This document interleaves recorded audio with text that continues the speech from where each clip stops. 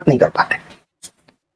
आपको बता दूं कि जिस दिन ये परसों जब 31 जुलाई को सब लोग इकट्ठे हुए तो हम लोग चेयरमैन ऑफिस गए। कहा गया कि आपको चेयरमैन साहब से मिलाया जाएगा। वहां पे एक डायरेक्टर से हमारी मुलाकात हुई और हमने कहा कि एसएससी फेज एक्स में इतनी सारी प्रॉब्लम है। उनकी बातों से साफ साफ लग रहा था, उनकी बातें तो छोड़िए, आपने कल चेयरमैन साहब का इंटरव्यू देखा होगा कि ये लोग कैसे एक एजेंसी को बचाने में लगे हुए हैं और इनको लग रहा है कि ये इतनी आसानी से बचा लेंगे और हम चुप बैठे रहेंगे।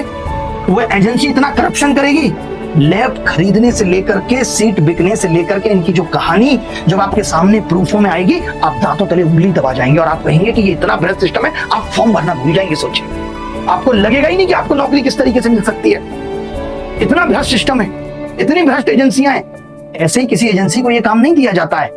चेयरमैन साहब ये कह रहे हैं कि हम ये एजेंसी पहली बार लेके आए इसलिए प्रॉब्लम है। हमारा काम एजेंसी से सवाल करना तो कभी होता ही नहीं। हम पैसे किसको देते हैं एग्जाम कराने के? एसएससी को। एग्जाम ठीक कराने की जिम्मेदारी किसकी है? एसएससी की। बाहर में जाती है एजेंसी। हमें तो एजेंसी की पूछने की जरूरत नहीं पड़ती। हमें तो इनफैक्ट मालूम तक नहीं चलना चाहिए कि एजेंसी है कौन सी। हमें तो एसएससी से मतलब था, ये एसएससी की जिम्मेदारी थी। ये लोग जानबूझ के, आज इस बार आपने देखा होगा कि इस बार 5-6 एजेंसी इन्वॉल्व हैं। कोई आपका आधार ऑथेंटिफिकेशन कर रही है। क्यों?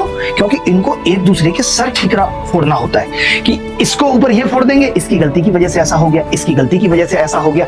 आयोग एकदम साफ स्वच्छ बच जाएगा, सरकारें एकदम साफ स्वच्छ बच जाएंगी। अगर सरकारों की मिली भगत नहीं है तो कितनी बड़ी बात थी डीओपीटी मिनिस्टर को हमसे मिलने की। आसानी से मिलकर बताया जा सकता था। क्या ये उनके कानों तक आवाज नहीं पहुंच रही? 31 जुलाई को जो हम देश के सब शिक्षकों ने किया है, आप देख लीजिए कि आज पूरा मीडिया समाज ये बोल रहा है कि छात्रों के साथ गलत हो रहा है। हमें यही तो हिम्मत देनी है। आप ये मत सोचिए इस मीडिया की हिम्मत टूट गई है, इसको हिम्मत नहीं मिल रही। इसको लगा अरे शिक्षक और छात्र इतनी आवाज बुलंद कर सकते हैं तो चलो हम भी इनके साथ चलते हैं। जैसे क्या होता है ना कि जब एक आवाज बुलंद हो रही हो तो सब उसका साथ देना चाहते हैं, तो इस आवाज को दबने नहीं देना है। आज मीडिया वाले उठा रहे हैं ना, आज उनको लग रहा है कि सरकार से सवाल पूछना चाहिए। ये बात जो 3 दिन पहले मैं चिल्ला चिल्ला के कह रहा था कि आप जाके चेयरमैन से इंटरव्यू क्यों नहीं करते, हुआ ना चेयरमैन साहब का इंटरव्यू और आपके सामने आ गया।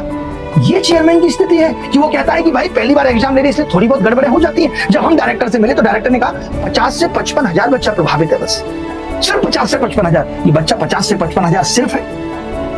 आप नौकरी कितनों को दे रहे हो? मुश्किल से 3000 वैकेंसी है और 50 से 55 हजार बच्चा प्रभावित है। या तो आप नौकरी दे रहे हो तो 8-10 लाख लोगों को और 50 से 55 हजार बच्चा प्रभावित हो रहा होता तो हम मान भी लेते। और कमी कैसी कैसी कि 25 तारीख को 24 का पेपर रिपीट हो गया। जब डायरेक्टर साहब से पूछा गया तो उनका लॉजिक था कि पेपर रिपीट हो गया, आप इसको गलत क्यों ले रहे हैं? बच्चे ने सोचा होगा 24 तारीख को कि ये तो अब आ गया, अब नहीं आएगा। हमने वही पूछ लिया, सरप्राइज दे दिया। हमने पूछा आप गलत क्वेश्चन पूछ के अपनी जेबों में पैसा भर रहे हैं 100-100 रुपए, और अगर यही हाल रहा तो आगे आने वाले वक्त में आप सवाल गलत बढ़ाते ही चले जाएंगे। तो उसने कहा आप गलत पूछ रहे हो, पैसा तो सरकार की जेब में जाता है। ये एक अधिकारी का आरोप है। मैं सरकार से भी कहना चाहता हूँ, आपके एक अधिकारी का ये आरोप है कि ये पैसा सरकार की जेब में जाता है जिससे रोड बनते हैं।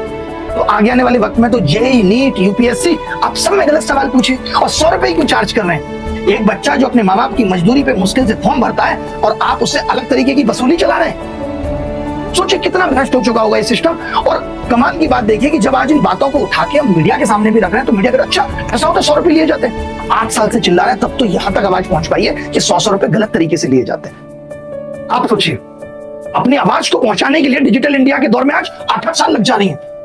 कितने दुख की बात है इस देश के लिए।